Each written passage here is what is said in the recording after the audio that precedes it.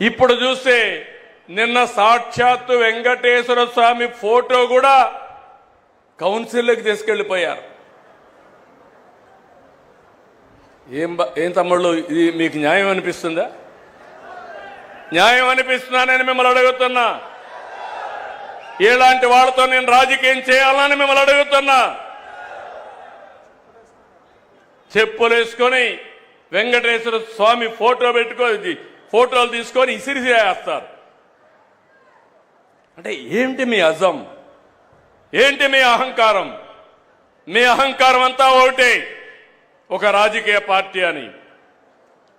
శివుడి తల మీద పాముంటే మనం ఏం చేయలేము ఒకసారి, అదే అనుకుంటున్నారు.